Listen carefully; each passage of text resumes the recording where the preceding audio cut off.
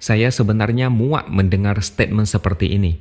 Ucapan ini secara tidak langsung ingin menyebarkan narasi bahwasanya kalau Anies kalah artinya ada potensi kecurangan. Kalau Anies kalah, kemungkinan ada pihak-pihak tertentu yang tidak netral. Ini ciri-ciri orang yang kalau kalah pasti teriak dicurangi dan dijolimi. Kalau Anies Caimin tidak menang, maksudnya apakah demokrasi tidak benar? Ini jelas-jelas framing yang bisa bikin gaduh.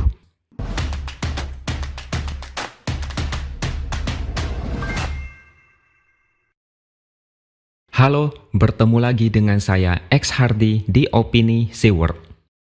Dari 3 capres yang akan bertarung di Pilpres 2024 nanti, siapa yang paling berpeluang? Kalau melihat hasil survei, hanya ada Ganjar dan Prabowo.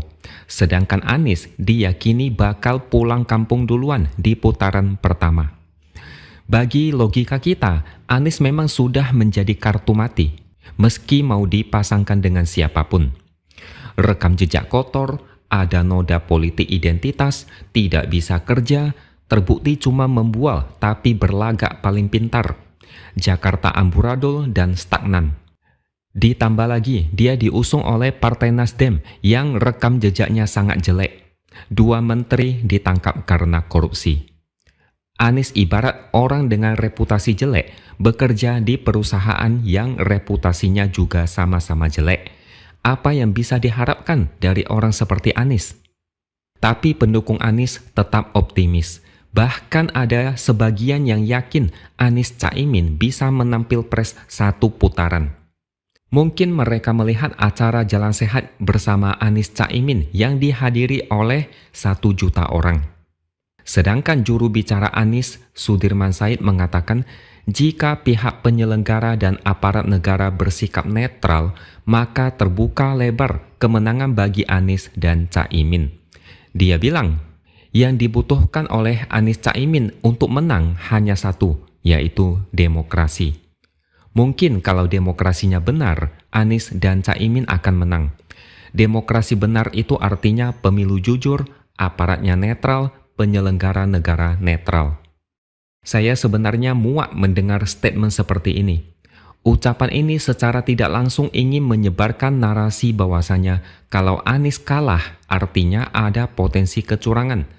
Kalau Anies kalah, kemungkinan ada pihak-pihak tertentu yang tidak netral. Ini ciri-ciri orang yang kalau kalah pasti teriak dicurangi dan dijolimi.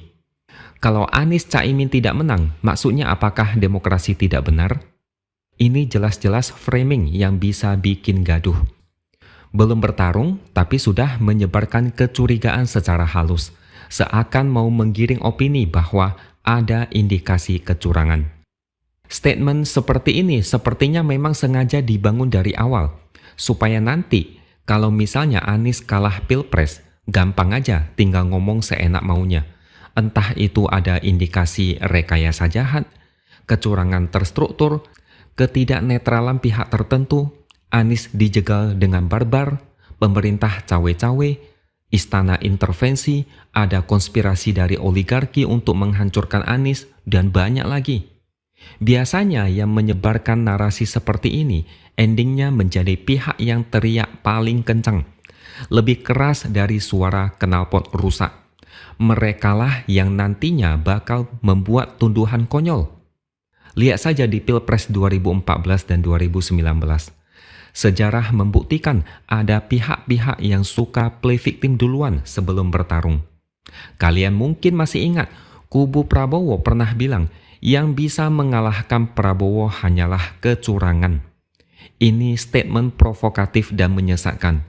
Mereka secara tidak langsung mau mengajak masyarakat untuk percaya kalau Prabowo kalah artinya ada kecurangan atau tindakan busuk. Tapi akhirnya kebenaran selalu terungkap. Survei kalah, dan saat quick count mereka memakai quick count palsu. Mereka mengacu pada survei internal, Prabowo menang dari Jokowi. Prabowo dan orang-orang di sekelilingnya langsung sujud syukur. Mereka menggugat ke MK, saat itu terjadi demo besar dan rusuh sampai larut malam. Fasilitas umum rusak parah. Dulu juga katanya ada kecurangan yang terstruktur, sistematis, dan masif. Katanya akan disiapkan bukti kecurangan sampai 10 truk kontainer. Bayangkan, 10 truk kontainer saudara-saudara, tapi ternyata 1 truk kontainer pun tidak ada. Ternyata cuma 4-5 bundel kertas yang dijilid. Itu terjadi kalau tidak salah saat sengketa hasil Pilpres 2014. Justru bisa dilihat, kelompok yang belum apa-apa langsung sesumbar menang, biasanya itulah kelompok yang paling tidak bisa move on kalau kalah. Maunya selalu bikin gaduh karena tidak terima kekalahan. Bukan cuma bikin gaduh, kadang suka bikin hoax dan membuat statement di luar akal sehat. Bikin quick count sendiri, lalu sujud syukur. Kalah tapi ngamuk dan teriak-teriak seperti orang stres.